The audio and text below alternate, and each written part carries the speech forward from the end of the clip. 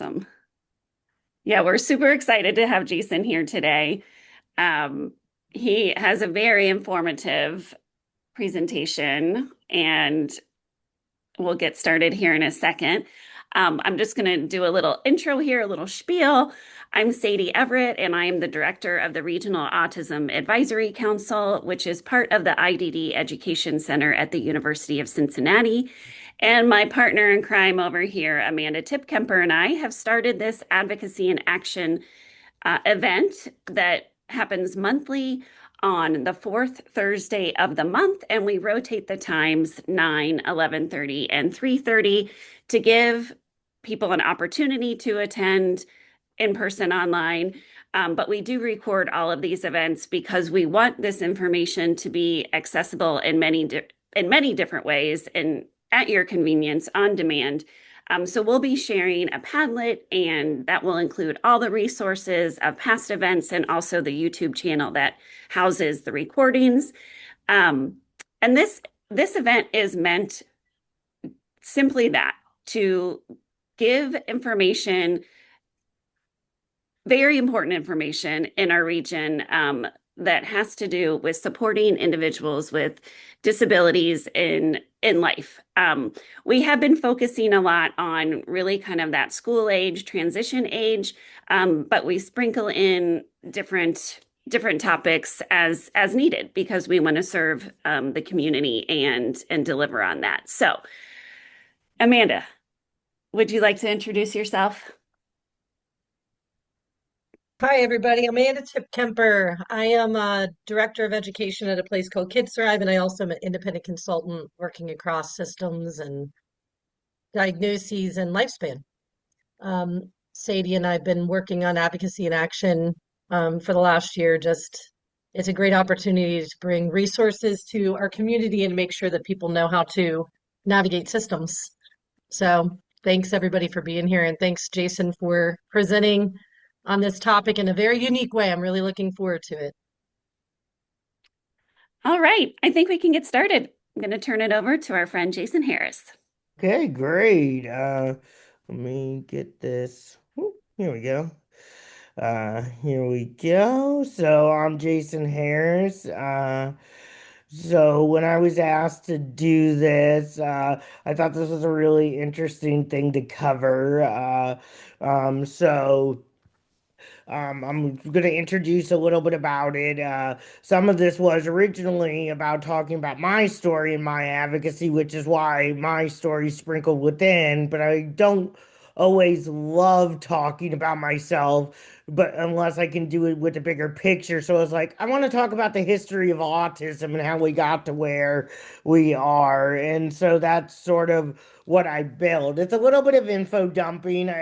Luckily, Sadie and Amanda helped me pare down a lot of the heavier information. It's still a little bit context heavy, but I think it's important to understand sort of the through lines from sort of the early models and sort of how sort of diagnostics thought of autism to then parents' movements getting into mix and then sort of autistic people sort of taking the reins of advocacy and sort of a burgeoning and growing autistic culture and sort of to where is this going as we sort of have all these groups still sort of existing and somewhat true, hopefully working together at some point, even though it's always tentative.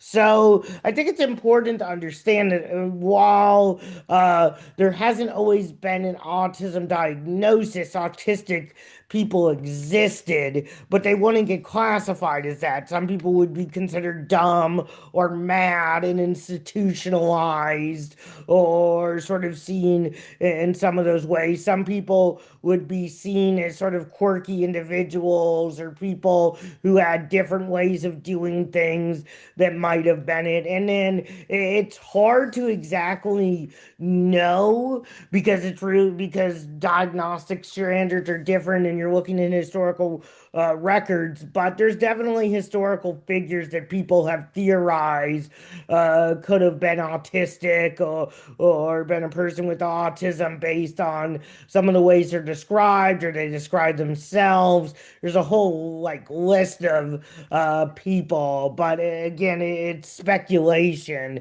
And so for my story, I didn't have any diagnosis before the age of like around first grade. I did have developmental delays. I walked and talked late, but at least what my mom tells me is once I started walking, I started running really quickly. And once I started talking in full sentences. I think one of the ways that like I got held back in like I did like 2 years of preschool or kindergarten because I wrote with both hands, like it was like where I would use both hands to write, not like ambidextrous, even though I am kind of ambidextrous. I use different hands for different functions. I had a lot of friends and I was generally outgoing at that time period. So I think some of this is interesting is that autism itself was first coined by I don't know how to say that name, Paul Eugene Bueller, who I think is Swedish. It was a key feature of schizophrenia, a term he also termed, and you'll see that throughout until I think the DSM-3, which we'll get to, where autism actually then becomes its own diagnosis code. He borrowed the Greek word for from autos, which means self, and then Canner is like in the way that we look at it, not technically historically, but in the ways that we look at sort of things. He was the first person that we recognize having the diagnosis of early infantile autism, again, as a type of thing of schizophrenia. The children weren't interacting in an ordinary way, as a through line that you'll tend to see in some ways. While he recognized that there could be girls, he didn't think it was significant enough to sort of make sure that girls were studied on their own, and it sort of got all lumped together. He also termed the term refrigerator mother, which is sort of like that the parents' emotional fragility caused some of this, which goes into some of the parent blaming, especially mother blaming, that gets into a through line that will then affect sort of the way that parents' movements sort of go, especially mothers, which then sort of has like autism warrior mothers in some ways. You see also around the same time, but recognized later, I think in the 80s, Hans Asperger's observations where it was a little bit different. He did have some of the same things, but keen like strengths, but also unusual differences and narrow interests, uh, communication and interactions being again with Canner. IQ was a big thing, that it was lower IQ. Asperger's has it where that people with above or average IQ and no language. That makes sense too with the 80s when you start getting Temple Grandin and stuff, and that sort of shift with that. Again, no sort of idea that girls really existed within this. And now, sort of, as it's become more around this time, his work he had some collaboration with the Nazis, which is why, especially in the autistic community, there's sort of a going away from even self-identifying as having Asperger's because of some of that in the hierarchical ways that sometimes movements can happen that we'll get into. Oh, why? Okay, here we go. I thought this was interesting as I was researching. I knew that there was somebody else, and so I don't know exactly how to say her name. She's a Russian, well, Kiev, which is like actually where my family's from in the Russian Empire, now Ukraine. Her description is actually closest to what the current definition of autism is. It notes some of those sensory differences, movement, and sort of thing things, alexithymia, recognizing facial expressions, and some of the routines and stuff. But she also recognized it being in both boys and girls, and that there were differences in some ways in girls, especially to the way that autism is stereotypically depicted and will affect some of the ways that it's diagnosed and then also depicted through the parents movement as we go on. So, so one of the things about me is I like logos. I think they're interesting. I think they try to tell a story. And so you'll notice some logos that places I've been and stuff or things I've been around. And I've tried to get the logos that are the most accurate to the times I've been there. So I was diagnosed with non-specified learning disorder because I didn't know what was going on with me in ADHD. I started at Springer, which is a school for people with LD. I had some friends, but I had a lot of bullying going on too, which because of that and some internalized ableism and stuff, had a growing depression, emotional outbursts, and self-hatred that continued as I attended Purcell Marion, which was interesting because I didn't really fit in the special ed classes because academically I was strong, but I needed some support, so I didn't really fit in the regular ed classes, and a lot of that bullying and stuff intensified, and I didn't really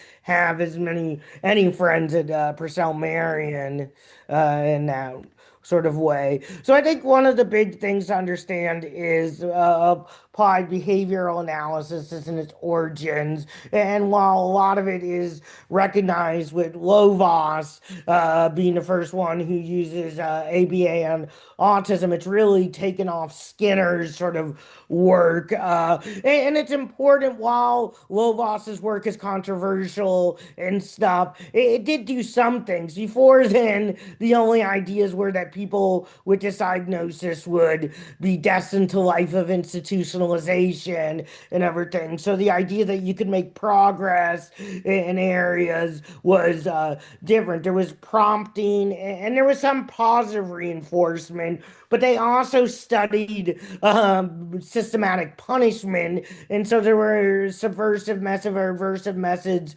such as electric shocks and slaps. Lovaas's research also with some of his students also looked a lot at gay and trans conversion therapies, which actually has a huge intersection with autism, which we'll get into later, even though it also has its own sort of thing, and that would sort of develop like gay conversion therapies and sort of other things which are generally understandably frowned upon now. So this is sort of simplified in some ways, and there's way people who can talk about this way better than I can, sort of the nuances of this.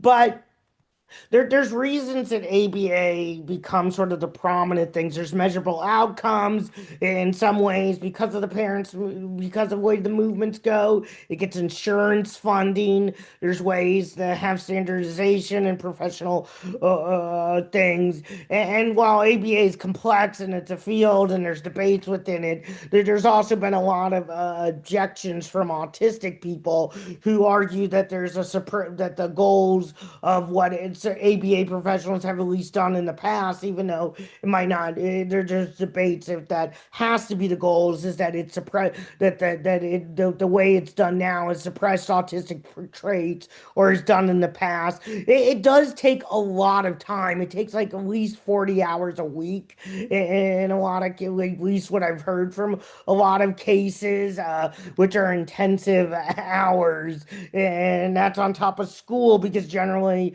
there's ideas that can have compliance over content, that it doesn't necessarily understand the origins of behaviors or why behaviors might be beneficiary, or that practitioners don't always look into that, and that while generally, from what I've heard, it is supposed to look at environmental things, that generally doesn't seem to be what always happens. It's easier just in some ways, just overall, to change an individual rather than change bigger bigger environments, which goes into like social model of disability and stuff. So it seems like some of the things is that it gets overly focused on changing a person and not the environment, even though that could. And the impact that autistic people have said is that it can have trauma, burnout, loss of self, suicidal ideations, other sort of things that have sort of made it so that even though people might be having some skills, it's also taking away identity. I thought this infographic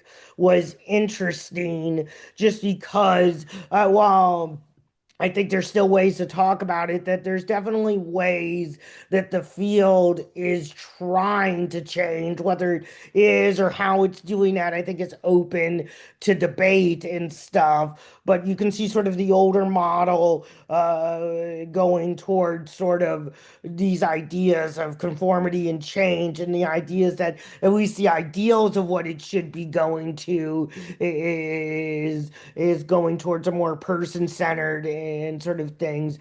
I think one of the things that's important to recognize is that ABA exists within bigger systems of medical systems and our human system. So recognizing what is it specifically about ABA and what is it that's also a bigger systemic thing. I think it's important too that ABA doesn't work in all situations for everybody or is always appropriate, and that there should be other ways that we're doing things, and to only have, and that makes it a problem when it's the only evidence-based one thing that we have, and it's the only one that isn't that's supported by insurance. And so, while I mean, I definitely think that there definitely needs to be other things that exist. So I think it's important to be honest that doing through Land and stuff, I work with the board certified behavioral analyst, Dr. Lori Vincent, and I still have a lot of skepticism of ABA. We have a lot of discussions about that, Dr. Vincent and I, but because of the way that Dr. Vincent has been open and honest about some of these critiques and stuff, and the way that she's accommodated me so we could work together, I have a wholehearted trust in Dr. Vincent as a person, and that she's trying to do the right thing, and that there and that and so I think it's important to be able to, even though I still don't love ABA and it's not my favorite thing, and I don't, there's still a lot of skepticism that still that relationship is important. So as we go further, we get to Dr. Laura Wing, and this is sort of the first time that autism is sort of spelled as a spectrum and disorders and stuff that is thought of as sort of social interaction, communication, and imagination. This is around the first time that it's considered in the DSM as infantile autism, so it's its own diagnosis now instead of being a symptom of schizophrenia. We get the Sally Ann test, which is exemplified on the right, of sort of like, it goes into the ideas of theory of mind, and sort of that they tested it. It was tested on non-autistic people first, before this, I think in the 1980s by a few others, but then Uda Fritz, Simon Baron Cohen, and Alan M. Leslie specifically looked at autistic people, people with Down syndrome, and neurotypical people, or people without autism or developmental disability, and came to the conclusion that people with autism lack theory of mind, or that it comes later at some point, which is the idea that in Baron Cohen sort of also puts us to mind blindness, that people with autism are unable to, or comes later, to be able to predict behavior and to attribute mental states or understand the beliefs, desires, emotions, or interactions of others. In 94, Asperger's gets added to the DSM-4, and in 98, Wakefield publishes his MMR vaccine, which triggers the idea that autism is caused by vaccines, which is picked up by a lot of people because it gives a sort of non-parental view of this is what's causing autism, which I think is important to understand about the parents movement, because a lot lot of things to that point had been blaming parent and parenting style on what was causing autism. And so there had been friction and continued friction between clinicians and parents in some ways. And this gave sort of an offshoot in some ways. Um, so another thing that Simon Baron Cohen does that has major implications is extreme male brain, which that is that autism is an exaggeration of male traits, which is stuff that he then defines as women's traits being empathy, and men tend to sell it as systematizing. Again, these go into social theories of gender in some ways, and so that like empathizing goes with social skills and feeling and sympathy, where and some of this again goes into parents with potential link to exposure to testosterone in utero. Sorry if I'm going a little fast. I just want to make sure I'm good on time, and I'm kind of excited. So in 2010, Andrew Wakefield loses his medical license and he has to retract his paper on autism. That doesn't necessarily end the controversy for everybody, as there then becomes conspiracy theories. We also get the two DSM-5, which combines autism, Asperger's, and childhood degenerative disorder into autism spectrum disorder. It's still a thing that's highly controversial for a lot of different Oh people for a no. lot of different reasons that it's combined into one thing, even though I think there's positives of that too.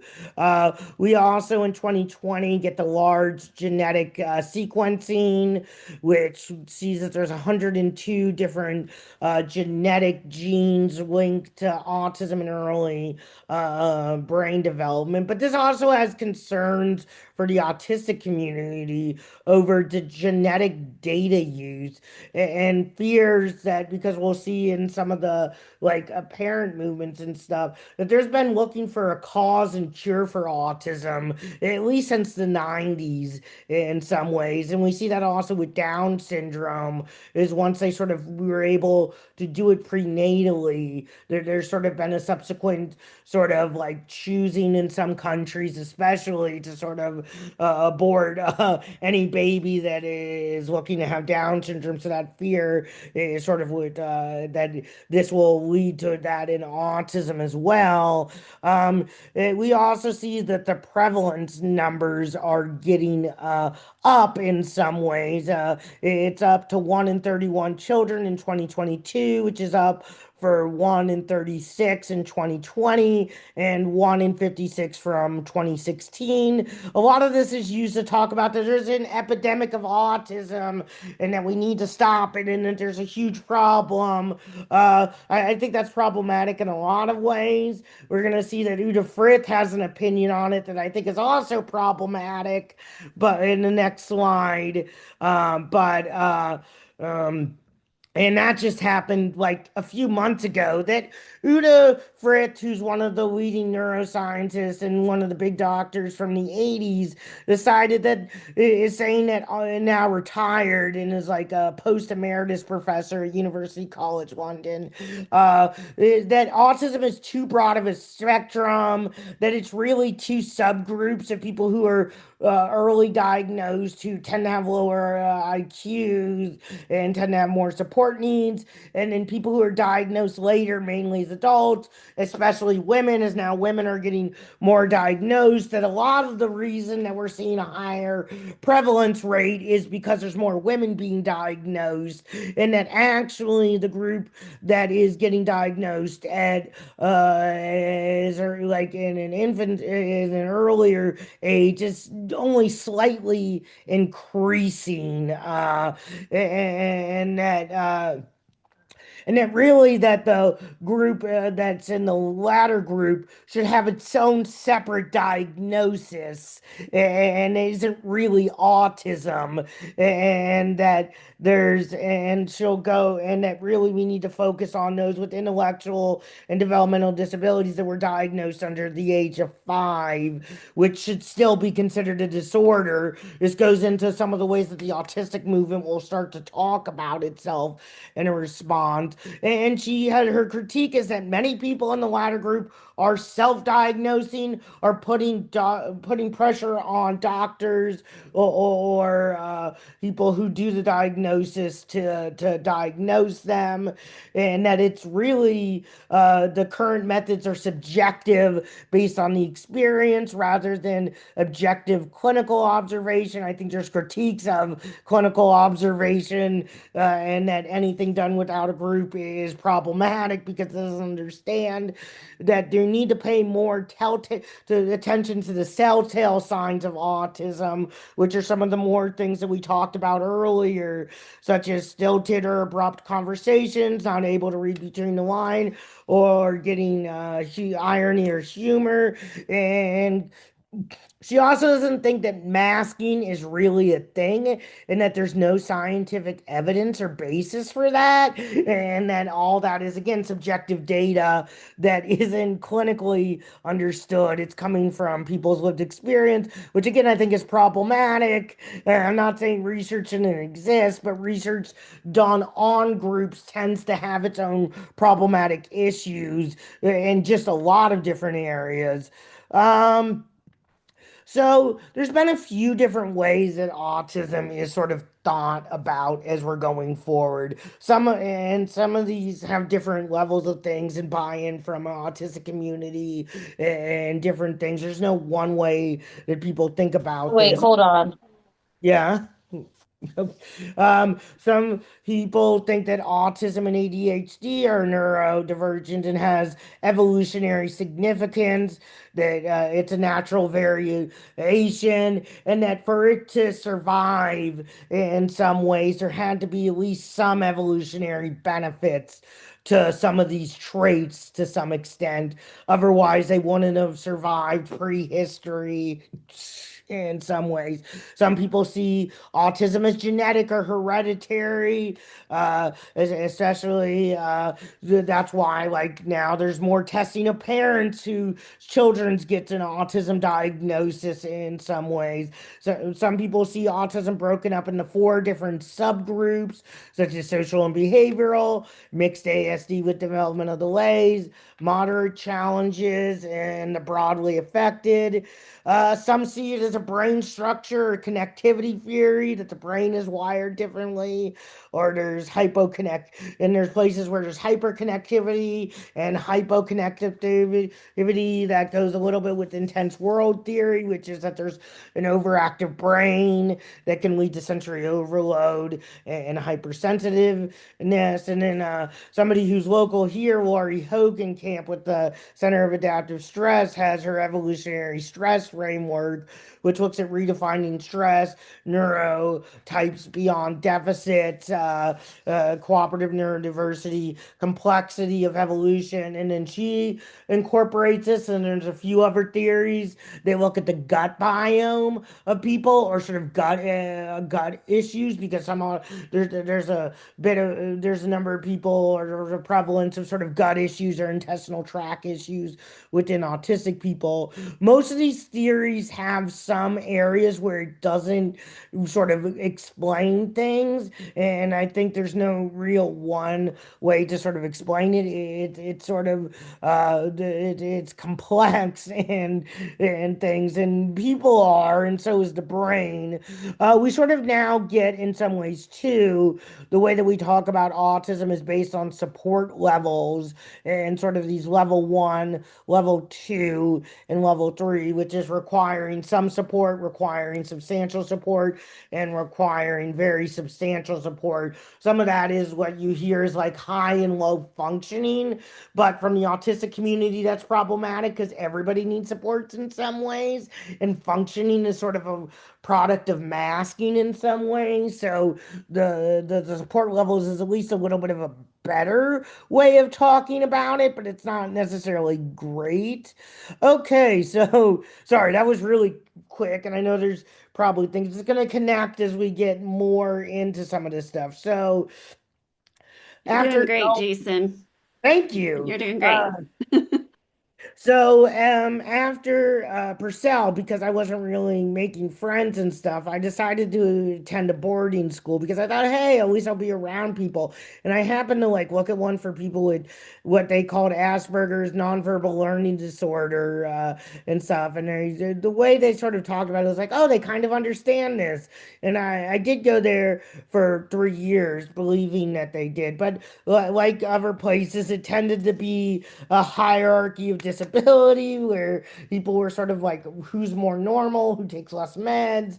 There was ableist staff, and people were bullying based on sort of that hierarchy. And I didn't really fit. I was kind of like in the middle of like I was taking meds and I was kind of weird, but I wasn't like I was just in a middle gray area. It continued the depression and self-loathing and stuff. And I sort of went into that even with college to do that. I didn't really know what I wanted in college.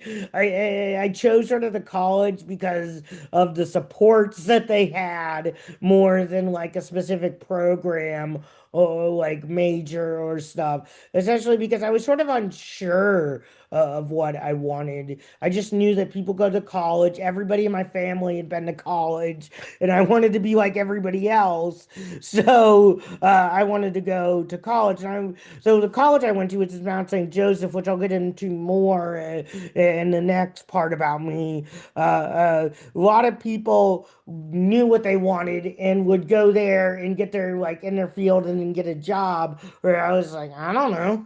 And that will also affect the way that as it changes, I'll go. So here we're getting into the parents movement, and we sort of the puzzle piece comes from the 1960s, and it sort of frames autism as a problem to solve or a piece missing with somebody and stuff. I think there's sort of other ways that it was sort of thought about in some ways, but many autistic people tend to not love this symbol. They see this sort of stigmatizing and sort of childish again because autism has been focused a lot, especially before then, on childhood. It's a childhood diagnosis. It's sort of thing that also sort of is childlike. We also see the rise of sort of parent organizations, which have an important role to play in some ways, but they also have their own problems.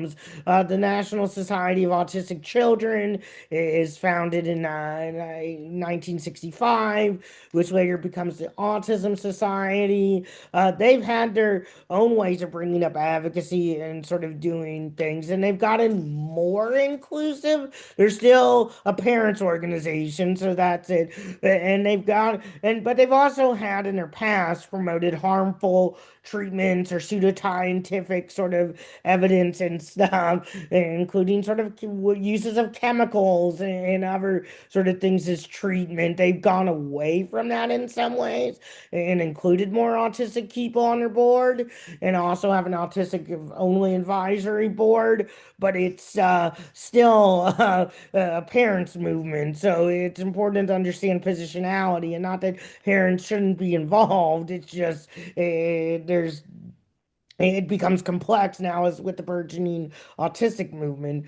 You get the Education for All Handicapped Children in 1975, which later becomes IDEA. And that guarantees access to people with disabilities into public schools. And then autism becomes a formal category in IDEA in 1990, which opens up specific supports and sort of things. We also get the federal law that starts off as Combating Autism Act and then becomes CARE Act, which is in 2014. That really starts with like research and funding for finding cures or causes of autism and a little bit of supports. And then CARE sort of expends that for researches and services. And that sort of goes broader as it changes to the CARES Act and sort of takes out the Combating Autism Act, which sounds like you're fighting autistic people, which is kind of weird, but okay. Um, there's also other sort of research organizations like the Shift Towards Collaboration with Aspire, which also looks at more adult services and stuff in research and healthcare. The big name is Autism Speaks, and I use their old logo, which was blue because of the male brain theory and stuff. They changed it to have like a little bit more purple and stuff of recognizing. Autism Speaks was founded by grandparents of a child with autism, Bob and Susan Wright, and it quickly becomes the most visible autism organization. And also sort of takes autism from this obscure diagnosis to like now something that everybody knows. They sort of, in some ways, are big on the autism awareness campaigns, which there's sort of a shift now from awareness to acceptance because awareness is sort of a more disease-based thing. They sort of they prioritize research over support. That's still the way they do their funding, is most of it goes towards administration and in research. They did have a long-standing focus on a cure. I think some of that is ended at least around 2016 or 17. And they do have some investment in community-based supports. Most of it was focused on children until like I think like 2018 or something. They've had some pretty harmful narratives. They were big on promoting Andrew Wakefield, the male-focused branding. There was other pseudosciences. They also were with the infamous "I Am Autism" video, which basically makes it like autism some boogeyman that takes away your child and stuff. They haven't done great with having autistic leadership on the board. Their only person for a bit was John Elder Robinson, who wrote a book that was becomes pretty famous, I think, in the 2000s. But he sort of resigns in 2013 after a really disparaging statement by Suzanne Wright. They technically have two people on their board now with autism. I think at one point, Stephen Shore, who has his own interesting history, who's autistic, was there, but he also resigned.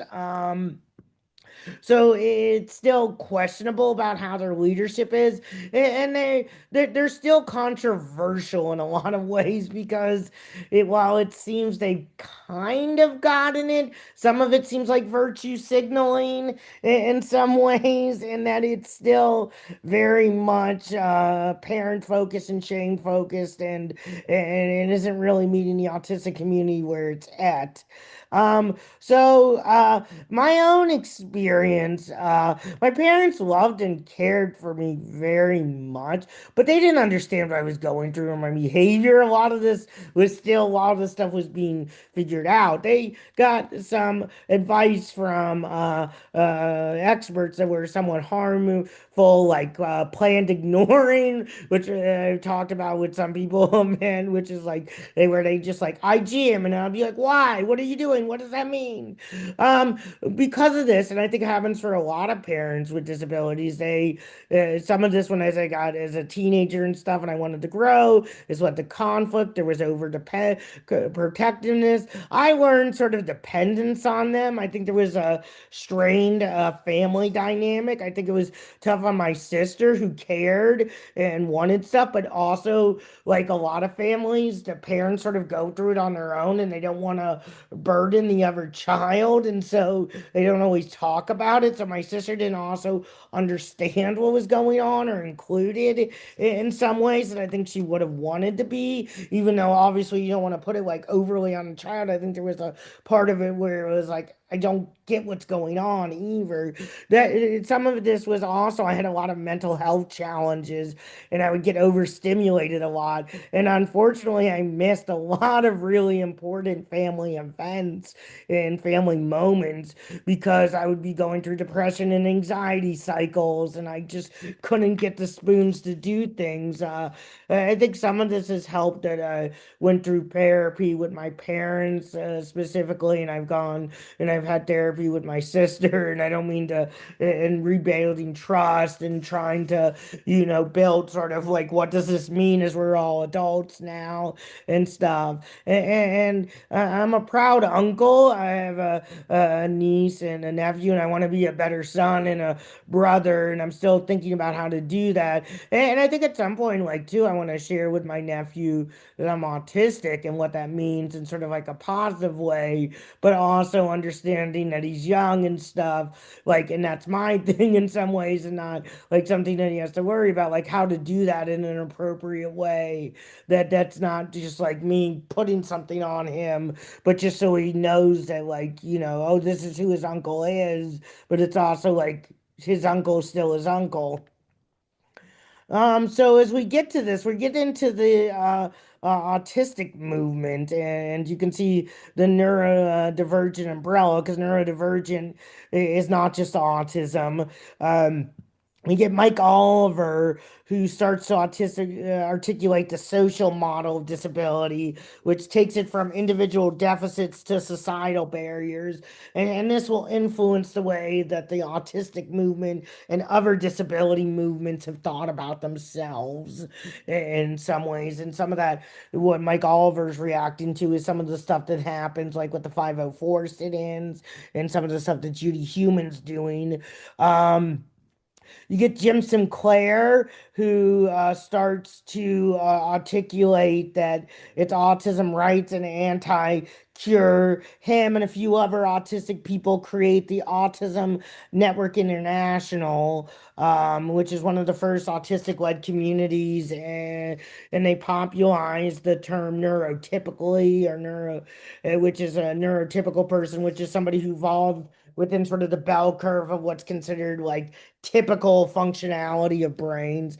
They also start Treat, which is like an autistic conference um, that sort of designed around sort of autistic people. So it tends to be understanding of sensory and sort of the way that autistic people want to socialize. That's where you get sort of like the color coded badges is from Treat, where you get like green for I want to socialize, yellow for like only with people I know, and red with like I don't really want to socialize right now. You also see more people sort of reframing autism and cognition. Temple Grandin writes her book talking about her childhood and some of her sort of experiences as a professional.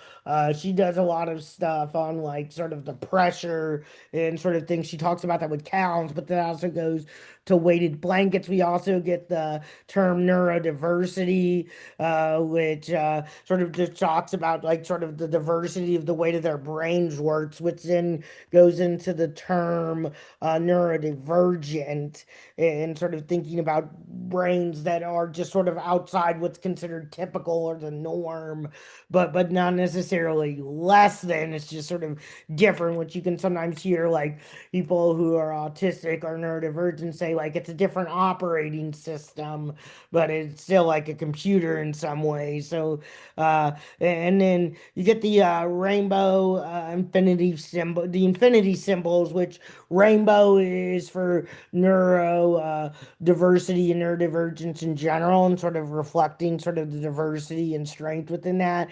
And then, well, there's still some stuff with like red is the color of autism. A lot of stuff is going towards gold because AU is the chemical symbol for gold and also the first letters. And there's ways that they go like with the TI is like titanium, and I forget what the SM what the chemical symbol is. I just saw that recently. So you see the big organization that comes to sort of the most famous, I think, in some ways is Autism Speak, not Autism Speak, sorry, Autistic Self Advocacy Network, which was created by Ari Neum and Scott Michael Robertson, and is sort of one of the bigger autistic led movements. It sort of starts as a critique of sort of the cure narratives and the vaccines, but then also as Autism Speaks as an organization, and it does a lot of different things. It promotes autism acceptance and civil rights through a ton of different areas. It focuses on also hiring and economic justice for people with disabilities, focusing on elimination of some minimum wage, but also businesses being better able to hire and keep on autistic people. It takes on a lot of those challenging narratives from Autism Speaks, but also other places. There was like a children's hospital in Seattle that had like a cure thing. I think it took on I forget what exactly what was now, but it was ways to take on with sort of rapid communication, RPM, rapid prompting method in AAC, that it not being scientifically valid, saying that there was some problematic assertions with that, and that they needed to relook at the evidence and see if there more on that. It does a lot of national advocacy as well, and puts out like a lot of different like easy to read explainers on a lot of things, and it's still pretty prominent. I think Julia Bascom is the president now, even though I think she's transitioning out. I think they're gonna find somebody else. Here's some of my favorite autistic organizations. You have ASAN, Autistic Typing, which is ASAN, AAC users, as well as Communication for All, which was started by Elizabeth Bonker. You have Autistic Women in My Non-Binary Network, and we'll get into why that's important in a bit. We sort of touched on women and a little bit on sort of the autistic community, reframing autism. Autistic Not Weird is always a good one as well. So, as my journey goes on, in my second year of college, I was diagnosed with thyroid cancer. And it was sort of the first time in a long time to where, for myself and in some ways with others, there wasn't this push to overcome my circumstances. I couldn't just will away cancer. I had to sort of accept what was and sort of deal with it. And I couldn't just try harder in some ways. I had to evaluate what I wanted out of life in some ways too. And in some ways I had this renewed vigor to want to learn. And some of it is I just wanted to learn how the world worked. And a lot of how I thought how the world worked, while there's like a physical world, which is like physics and natural sciences and stuff. Some of it is like human made, and a lot of things are just human made or cultural institutions. I did a semester abroad in London because I was getting sort of bored in some ways. That was interesting because it was sort of the first time that like not everybody knew I had a disability, and I could sort of choose to disclose. Even though I got some interesting perspectives, like people like you don't have emotions or don't feel like it would be nice to not have empathy, which was like weird, but I mean you would get that too at Mount St. Joe, like where somebody's like people like you don't have common sense, which is fine. But there was also a lot of cool people. I also took, when I was in Mount St. Joe's, the first disability studies class, disability culture and equity, which was really life changing for me. Before, I had a very impairment model of disability and sort of what was wrong with me and what I needed to overcome, and then being able to see it as in some ways a social construct as well was really interesting and important, and it sort of changed my view on myself, but also disability, and sort of started me on this thing because it came disability was something I didn't really want to think about before then, and now it's like a lot of what I think about, but because it's I get to choose my own way how to do that, and in some ways that also started with starting Jason's connection and doing public speaking and sort of things. So I think this is some of the more interesting stuff. As autistic people connect and sort of form ASEAN and Autry and other stuff, autistic people start to connect in the less hierarchical spaces as a shared culture emerges. And less hierarchical, I mean, any space has hierarchies, and even the autistic community, as you can see, and there's tensions and stuff. But the hierarchy wasn't coming from non-disabled people; it was autistic people deciding and interpreting what norms and values were, and a lot of it, and people started to learn from each other. There also is a lot of shared humor in it. Autistic people can be very sarcastic, which is really fun, and there's a lot of humor just about a lot of things, and some of it is just like making fun of neurotypical culture, which I do send to some people and stuff. There's also a real big convergence between nerd culture and autistic culture, even sort of sort of even other neurodivergent sort of things. And again, it's not always recognized and stuff, but neurodivergences is all genders and sexualities and disabilities and races and backgrounds. Being autistic can co-occur with a lot of other sort of disabilities or neurodivergences. Um, as well, because as we think about gender being sort of and sexuality being in some ways social constructs, there's a lot of autistic people and neurodivergent people that identify within the queer community and sort of recontextualizing gender and sexuality outside sort of the sort of boxes, sort of the didactic box, the uh, sort of two boxes and sort of things. But like any culture and groups, there's tensions and hierarchies and sort of things. And so there has been in some ways, you see, especially with sort of like in the earlier parts of the autistic movement and stuff, but it still continues pressure to normalize, like, or to like be like, well, we're different, but we're not that different. And here's a group that's more different.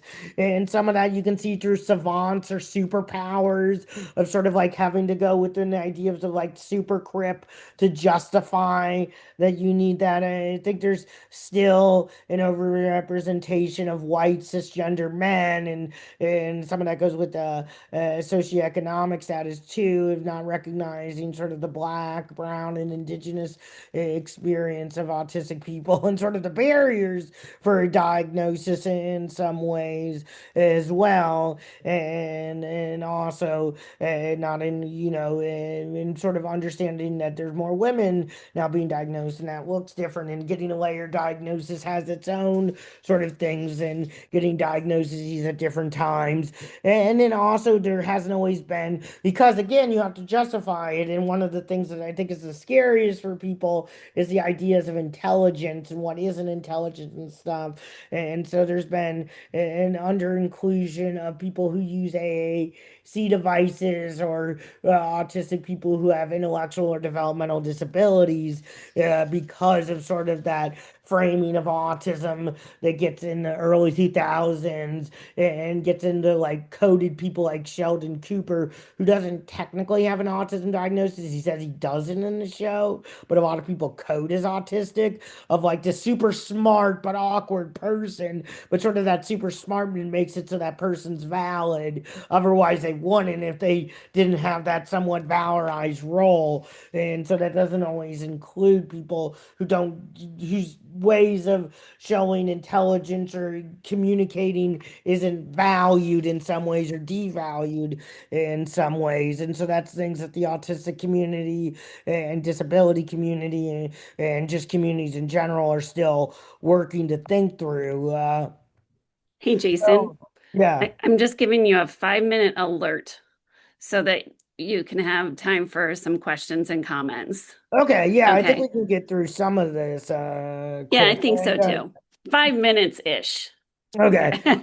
So some of this is sort of what we tend to think of autism as as sort of a linear sort of thing, but autism is more of what they call a spiky profile, what I'll get into in a second, of sort of these sort of different areas or buckets that we all sort of in some ways deal with, but as an autistic person, you're dealing with the ideas of typicality or normality, and so you don't fit into it be based on the way that systems or structures are built in some ways. Um, I think one of the big things that autistic people talk about is masking and the need to mask, and if you can't mask, how that looks and what masking sort of does to you is something, and sort of the harm that overly masking can do. We all have to mask in some ways to fit in some senses. Like we all have different ways in our personalities, but it's about how much you need to mask and how much of that's going against like the way that your brain and sociality and other things work. And when there's a disconnect or an over reliance of going to that bucket, it can be troubling. Here, I think, is again with the spiky profile and masking will affect that. And that's somebody who can do a lot of different things. There's a lot of things I can do really well. There's things that are also take more spoons or energy, which is spoon theory. You can look up what spoon theory is. I took that one out of things for time, but this idea that, and we're all do have different ways that we're better or worse at different times and different times of the day and stuff, and sort of that sort of goes with the idea of the sort of the spiky profile. I think the other big thing is going back to theory of mind is that a lot of this is on autistic people to figure out neurotypical people, but there isn't a lot on neurotypical people figuring out autistic people. There's starting to be more, and so you get this double empathy problem of the way that that there's just different ways that people communicate, and if only one group is trying to figure that out, or one is considered normal and the other one is considered divergent and something that sort of causes issues. I think even in some ways, like cats and dogs, they both communicate in different ways, and they all understand it. Cats tend to flick their tails if they're upset. Dogs tend to do it if they're more happy, and there's ways that their body language works that sort of conflicts with the way that each other's body language works, which is why there's sometimes conflicts between cats and dogs. Um, I think stimming is a really big thing to talk about too. And stimming is something that's really important for people. And stimming can be a lot of different things. I think there's a lot of benefits to stimming and being able to do that. And there's stims that you do when you're in public that are, and there's definitely stims that you do more when you're in your own space. But I think that's one of the critiques of ABA is that there's generally trying to eliminate stimming, which stimming is a really important behavior for being able to self-soothe in a lot of ways, and it has these other benefits. I think too, there's a lot of ways with disability we tend to focus on deficits, impairments, and stuff. But most people tend to go with what their brains and what they're good at, and understanding what that some autistic people have as strengths. Not everybody has the same strengths. We're all different in some ways, and that includes autistic people. Some of these I have, some of these I'm not as good at, and stuff. And there's other things that aren't listed again because these are just things that are sort of normatized within the person who put this, and you can't put everything. But understanding that in a lot of ways it's important to focus on people's strengths in a lot of ways, and now we'll go into some of the other things. I think this was one of the more interesting things in sort of the five neurodivergent love locations or love languages in some ways, even though I know there's conflicting data on if love languages actually exist. Info dumping is kind of what I'm doing now. Parallel play or body doubling can be really important. Just having that person to do it. Support swapping can be really important, or sharing spoons. That's a lot of how I collaborate with people is that I try to do the things I'm good at and get help with the things I'm not as good at and hopefully help with that. You get sort of the deep pressure or sort of things with like the weighted blankets and stuff, and that comes with what Temple Grandin sort of had. Penguin pedaling is really interesting and one that I just learned as I was doing this. And I tend to do this a lot. I think some of the people who I know who knows that I tend to send them stuff that I think they would be interested in a way of pebbling, and that sort of goes off the way that penguins give a rock to their paint to show that they're interested. But it's something that you can do with friendships and other things as well. And I think something that's another way of showing that you care. Um, so for me, I after starting Jason's Connection, I kind of decided I did want to continue going to school. I went to graduate school at Syracuse in Cultural Foundations of Education and Disability Studies. I was lucky enough to be able to do a summer internship through the American Association of People with Disabilities, and I was placed in the National Disability Rights Network. A lot of the stuff was the first time I was around other disabled people in a less hierarchical space in the way that we supported each other and sort of learned from each other. I know when I was at the Syracuse has a disability cultural center where I spent a lot of time at, and we also started an autistic. I was part of forming an autistic group, which was really cool, and just sort of the way that we hung out and stuff. And I think it was on the journey of me sort of growing and learning more about myself and accepting myself and sort of the communities I come from in some ways. Um, so I think one of the big things is employment, and employment tends to be still a big issue for autistic people. We're still one of the biggest groups with the unemployment rate. I think it's like 80 or 90% unemployment. Even for people who are employed, they tend to be underemployed or they go from job to job. Uh, and so only a minority report a stable occupational and social outcomes and sort of that. There's a lot of barriers of stigma, negative attitudes, a lack of accommodations or understanding, sort of which contribute to internalized stigma, and also masking and burnout, which reduces job satisfaction. Um, Different, I mean, again, autistic people vary in so many ways that there's diverse supports and needs that people need, and some of that may be which leads to a lot of people going to self-employment to have some flexibility and control, and also because like a lot of minoritized groups, if you can't find a job and you have the ability to, whether economically or spoons wise or other things, you tend to then go towards sort of self-employment because you need something. The autistic people have a lot of strengths and values to add. I think sometimes we tend to, even with autistic hiring programs, focus on like coding or sort of jobs, and those are important and definitely things, but there's also a lot of different things. I'm terrible with computers and stuff. I would not fit into some of those programs. I'm not the most like hard sciencey person, even though I do like evolutionary science and stuff. But like, there's ways that even for me, like some of the ways that the programs exist aren't just the way that I am, or like I'm not people enough to go into some of the social services in some ways because it would take too much empathy, like draining empathy, even though I'm empathetic, in a way. So I think it's important. I think it's important too, as we're going forward, autistic people are being included and should be included more professionally and are having somewhat more influence.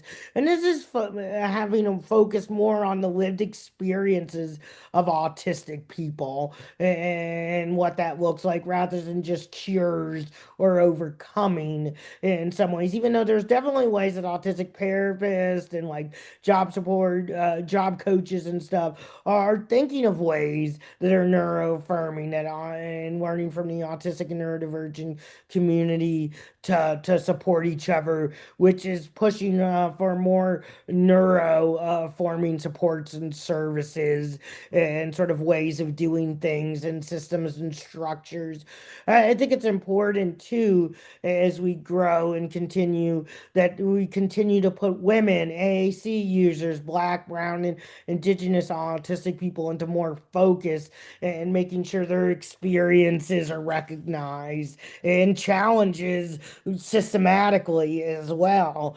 And I think that also goes into making sure that there's better and more diverse, and this includes including autistic people behind the scenes in the writer's room and the producer's room and stuff, and as well as in front of camera, so that the experiences on screen and in print are more recognized of the diversity within the autistic community and not the few sort of autistic experiences that have been seen in some ways that tend to be overly white and male and sort of a specific way of autistic thinking and not necessarily recognizing the diversity.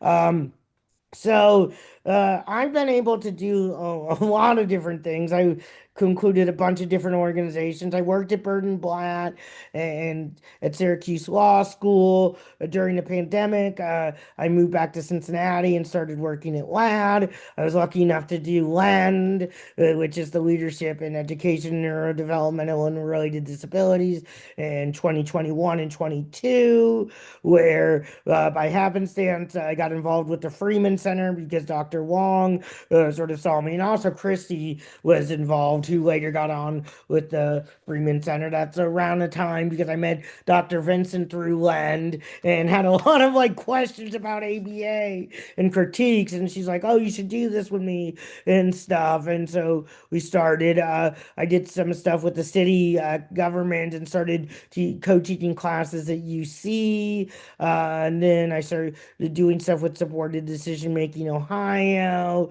attended AUCD Leadership Academy, which AUCD is the parent program, one of the parent programs of Lend. And so I had connections with Ohio State and then University of Kentucky. And then through that too, and through like Lend connections, I started doing stuff with the Art Museum. But in 2024, I decided to go on my own to write my book and do independent consulting. But because of sort of the stress of a lot of things and the lack of structure, I dealt with some severe autistic burnout through 2024, where like I was not doing very much. I did start going to the recovery center in 2024. I took like one class, which was like sports shorts and more, and for like 9 months before I started taking more classes, and now I volunteer at the front desk as well. I got involved with G Cane, which is which is through the Art Museum and Cincinnati Children's and other things. I joined the Accessibility Board of Advisors for Hamilton County. I became part of a Project Echo, which is focused on accessibility in the arts and cultural institutions. But even through all of that, I still have to balance my mental health and do all that stuff, and still looking for a position at some point. While I don't want to take any position, I'm trying to find something that's meaningful and gives me some structure, but also some flexibility in some ways, which is not easy to find, but I'm lucky to have the sort of flexibility to do that.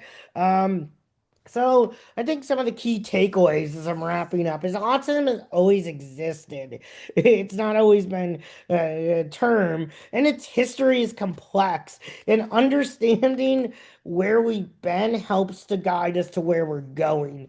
And I think stigma and misunderstandings have shaped a lot of the early history and a lot of the ways that the parent movement and even the autistic movement emerged, and sort of still some of the the ways that the conflicts exist between those groups.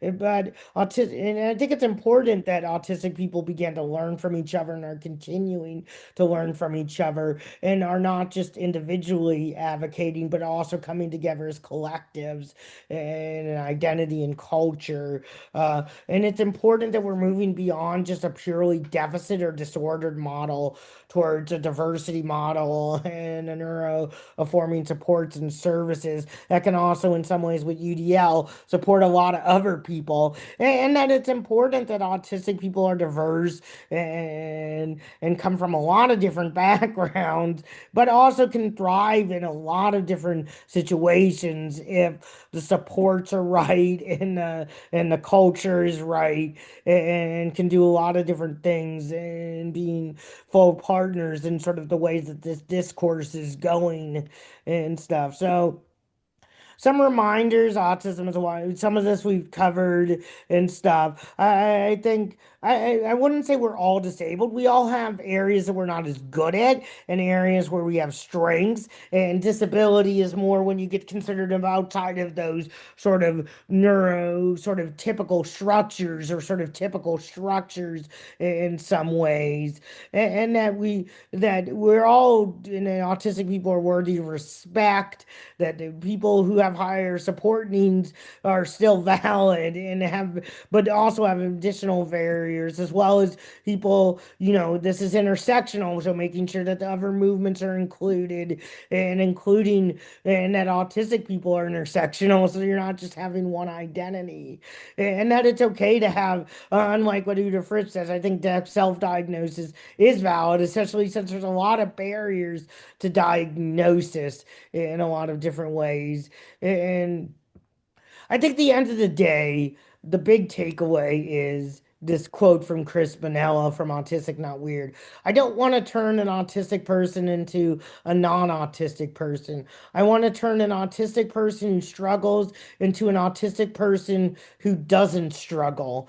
I don't think I put my email and stuff. I can put it in the chat. That sorry if it took a little bit long, but that is my presentation. And sorry if it That's was a little great. fast or a lot of information or It was amazing information. Really, really great. Oh, look at all the applause. Love it. We have some time for questions if anyone wants to revisit anything or yeah, if there's things that uh I would love to yeah. ask a question, if that's all Yeah. right. Yeah, of course. Hi, Jason. It's Emily. Hey, it's good to hey, see you. Emily. Good to see you again. Okay, so I was wondering if you're able to. I was trying to look for the presentation um, on my own while you were speaking, but if you wouldn't mind, could you go back to the slide about different thoughts on where autism comes from? There was like the first one was like genetic, and then there was like different Yeah. options. Yeah, let me I'd love to see that one more time, and then I can ask my question while you're finding that. So, okay, yeah, that works. Okay. or I'll give you a second, actually. No, We're in I the break. found it. Yes. I'm just gonna make sure I'm sharing. Yes, this was exactly the right. Yes. Okay. I was so interested in this. I had never seen this before. Like the kind of oh, wait, let me make sure this is the right one. Yes. I had never seen something like this before. In terms of like looking at possibly the different ways that autism has developed or where it has come from. And it is something that I find really interesting. And I'm so glad that you talked about it because I have had friends. I work primarily with students with autism in my work, and I have had friends ask me like what is autism? Like what is it? Like, they know what Down syndrome is, like what, Mhm. there's like a chromosome um difference, but what is autism? How do we identify it? Like how does it exactly. And I thought that looking back at all of these uh different ways that people have used to kind of understand it was really fascinating. And there was also another thing that you put in the presentation where you put about the historic under inclusion of AAC users, non-speakers, and autistic people with intellectual or developmental disabilities. Yeah. And I wanted to ask you and just get your thoughts and feelings about, and I don't know what is the right way to ask this question or the politically correct way to ask That's this question. okay. So like, please like be honest with me and tell me like where I'm kind of missing the mark.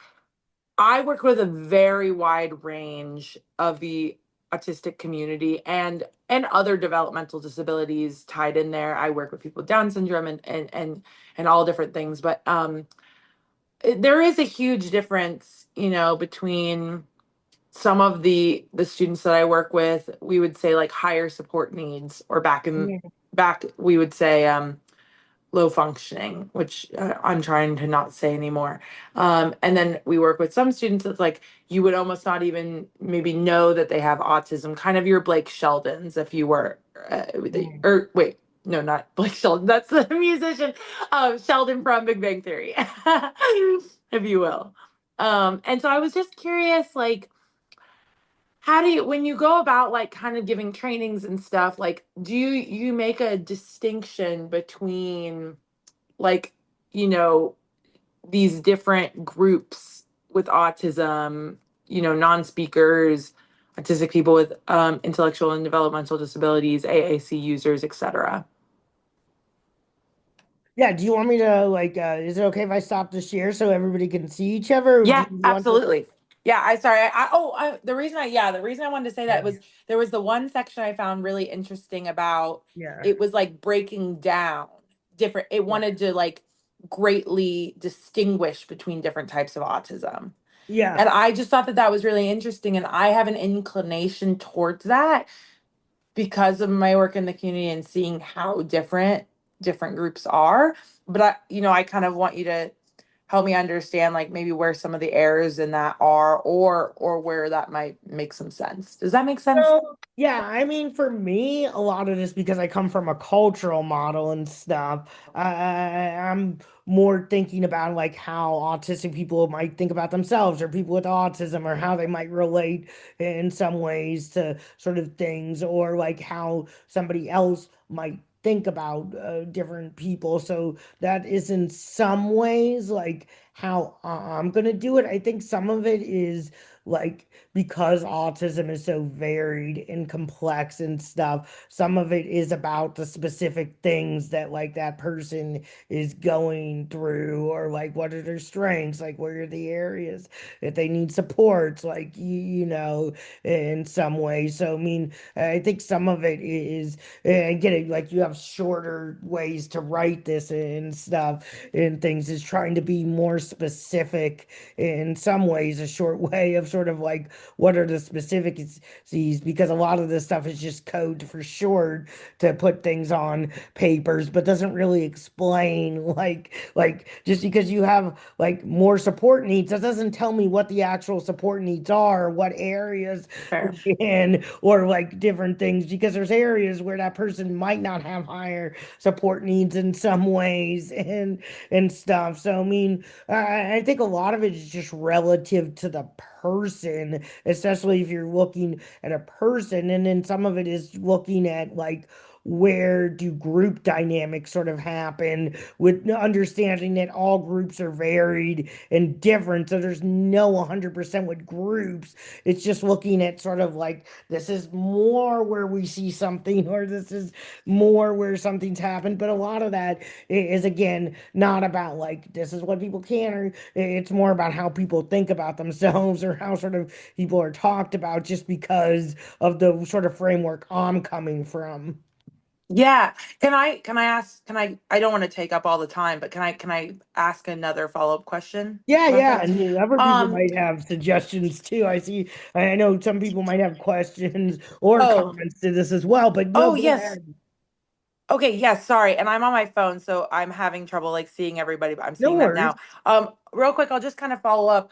Yeah, what I'm kind of hearing you say is like, and what I've known and what I've seen is that it's so individual. It's Yeah. so individual. And Mhm. everyone's individual experiences are so unique. And we can do some grouping. And like, of course, I'm in the schools and I'm in different school districts and in different organizations across the greater Cincinnati area, and so I'm seeing that grouping happening.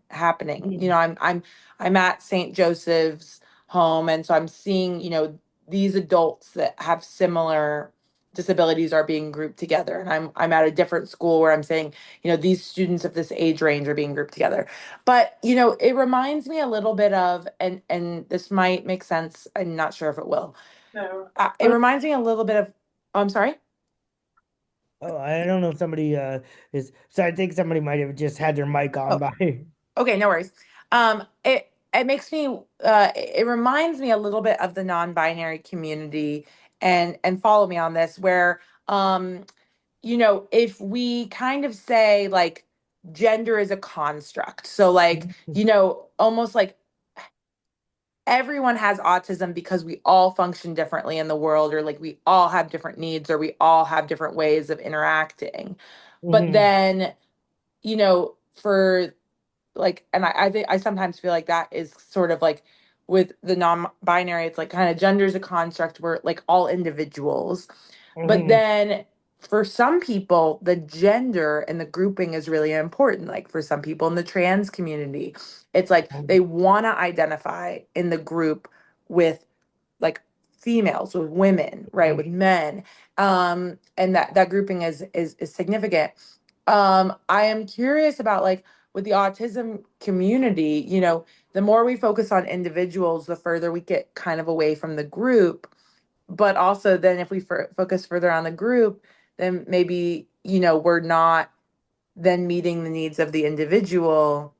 Does that kind of connection make Yeah, I think sense? there's a lot of ways, and I think this is where like some of the research and stuff is understanding from autistic people and what autistic people have really started to do of like what is helpful, what is not helpful. Like again, there's no 100% thing. And like while we're not all autistic, we all have sensory experiences. We all have ways that we go with the world. We all have sort of things. There's things when it gets labeled as autism or other disabilities where it's considered outside those norms, so we need to put a box on it in some ways. But understanding that anything that anybody exists is a human variation to some extent, and some human variations, because of ways that things are systematized, get labels on it because they don't fit Mhm. into the way that we've sort of built things to some extent and things. And I think that there's a lot of like, if we're looking at it from group dynamics, I would more put the autistic experiences over sort of like just like what like some of the earlier researchers are doing with just clinical observation data, because it's not understand, it's only looking at an outside perspective of what is Mm-hmm. going on and doesn't understand what some of the inner workings are. And but I think there's a way to combine clinical data and people's lived experiences to do better research. But I don't think that, and I think that's starting to be done. And there's autistic researchers and autistic professionals in other fields. But I think that needs to be taken more into account in some ways, just because I think a Mm-hmm. lot of bad data is done while looking at a group without actually talking to that group or Yeah. understanding that group. And so, Mm-hmm. like, there's things that happen in an individual level, and then there's things that, like, being centrally overwhelmed is an experience that, in some ways, a lot of different autistic people and neurodivergent people understand and can be able to talk about. And there might be different strategies that different people have, but it can be helpful to understand different strategies that different people have to see what might work for an individual. Mm-hmm. Yeah, absolutely. That's extremely helpful. And yeah, I think, you know, when we're training our teaching artists to like go out and teach in classrooms, they're so hungry for like, tell me like what are the secrets to be able to work with every group. And that it just doesn't work, you know? It's like, and you know what? It doesn't work in a neurotypical classroom Yeah. either. You go There's into a no one CPS size fit school. all. I Exactly. mean, military tried to build like a plane where they put a seat that was based on the body dynamics of like the collaboration of like a bunch of different fighter pilots, and I forget the thing and stuff, but like the seat was terrible and nobody liked it. Yeah, exactly. So I really appreciate your perspective on that. And I think a big, and this will be the last thing I say, sorry, but a big thing I'm still struggling with is we do work with a group of like many groups of individuals who I don't know if they are as able, and this is really hard to talk about. So like, please correct me or talk to me about how I can say this better. But like, I work with a lot of individuals that I don't know how clearly they can communicate their own experiences in their own bodies, Yeah, I right? think that is important, and that's where it can be really helpful to understand. Like, parents are really good at knowing the individual experience of their own child, and then autistic people are really good at talking about the experience of being can be really good at understanding the experience of being autistic. So while it might not be a We one to can, one I to see. the individual, there might be some relevancy to what somebody else has experienced to what that person is experiencing. That's really good. That's really good. Thank you. Okay, thank you, Jason. Yes, thank you. Simon, I see you have your hand up. Yeah, hi Jason. Hey, I didn't get a chance to see the beginning half because I was in a meeting, but as that's okay. those questions were coming through, it made me kind of think about a recent understanding of autism that I have came to know, and I wanted to pass it by you to see what you thought about it, because I think it might help answer some of those questions that were just brought up. And so I think really, I know like with autism, like we talk about those three domains of like social and communication, sensory processing, and then like the restricted or repetitive behaviors. And so all these three things kind of combine into somebody's manifestation or presentation of autism and where they might fall on the spectrum. But things I've heard recently are more of the understanding that those three domains can actually be interpreted as each of their own spectrums, and that the autism spectrum itself is really an interrelated spectra of all those different things coming together. And that's how we kind of see these so like individual presentations of autism, because where someone falls in sensory processing versus communication versus restrictive repetitive behaviors, all those things kind of inform where they're at. And so I didn't know if that kind of interpretation kind of made sense to you or kind of what you maybe thought about that. And if you want, I can share some of the resources I found that talked about that kind of idea or thinking of Yeah, I'd autism. be interested. I've heard of them sort of sparsing it out into like four different domains in some ways and stuff. And I think there's ways to think. I think that's one of the bigger things too, is that autism is so complex in some ways, and like some of it is like what is it and what isn't it. And I think sometimes like with ADHD in the past, like a lot of things get lumped onto it, and it doesn't mean it isn't. It's just I think, I think the bigger thing is trying to figure out in some ways what are things that a majority or all, like a lot of autistic people are experiencing, and then how does it affect in some way some of the areas that people are saying, because I think there's ways that autistic people can relate to each other in a lot of different ways that go across the spectrum of in some ways. But I think, and again, nothing's 100% because the brain is diverse and stuff in different ways. But I think understanding what it is that is similar that people are experiencing. Gotcha. Thank you. And I think we have time for one last question. Anahita? Hello, hi Jason. I Hey, thought this was an amazing presentation. I thanks. had one question, and so as a researcher, like I do a lot of this type of like research, like focused on developmental, like neurodevelopmental disabilities. And so I know, unfortunately, I know a lot about Simon Baron-Cohen and some of Oh, his work. And yeah, so I know also about the history of autism research and some of the assumptions that were made about autistic people, and like kind of how you talked about a lot of the research just so focused on the idea of the genetic cause, like ideas of cures, etc. Like, and I know like based on like some of the qualitative research that exists, that doesn't map on to what the autistic community typically wants to see in terms of research, which is more practical and how to help them.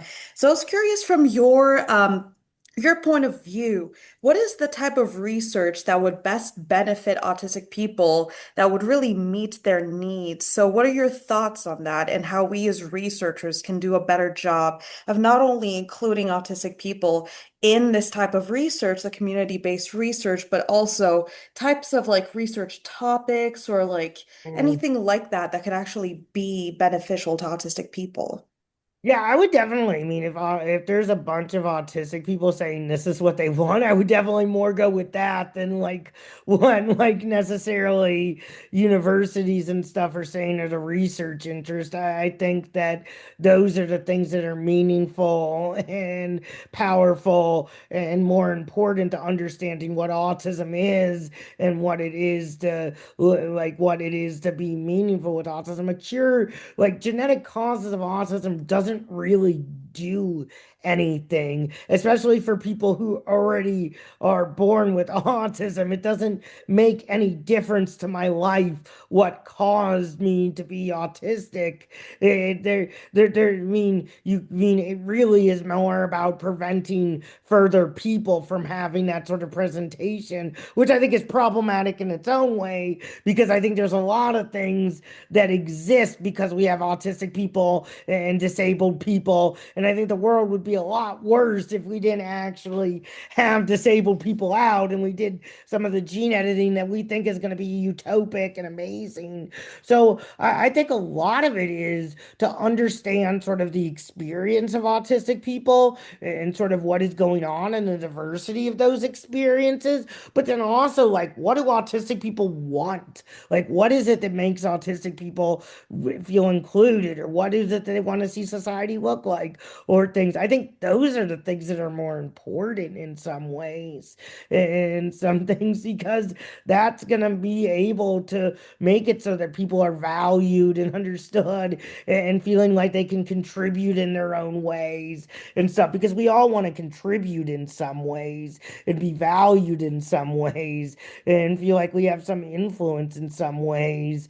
But also, I don't want to do that away against the way my neurotype works and stuff. So I think having understanding of different neurotypes and what those neurotypes, like what works better with those, and like what are like pathways and things. And I think that's where like a lot of it has been like the autistic community has done such a good job of talking to each other. And I think in continuing to be able to do that and seeing what can help and be supportive for people who might not be able to talk or advocate as much for themselves, if some of those things are also helpful, can be helpful for them as well.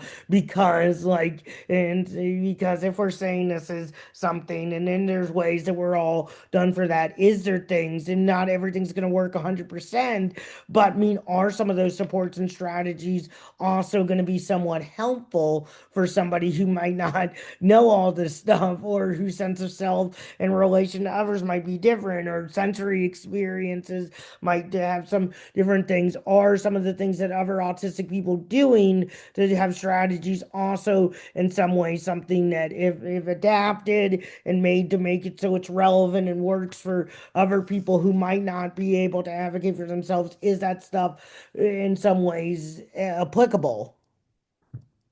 All right, thank you so much. This Yeah, was really sorry. helpful. Hopefully that answered. No, no, that was great. Thanks. All right, we are 2 minutes over. So I'm Sorry. gonna I'm That gonna is neurodivergent and krypton. Things are never exactly yeah, that's 100% right. on time. That's right. Well, thank you so much, Jason. Very powerful presentation. You have so many wonderful comments in the chat, so definitely take a look Yeah, over I'm going there. to save that. Um, all of the resources for I'm sorry, for advocacy and action have been shared in the chat. If you are not connected with RAC and would like to be added to my distribution list, please email me at rac_cincy@uc.edu. I put it in the chat. And thank you. Thank you for attending. Have a great day, and we will see you next month.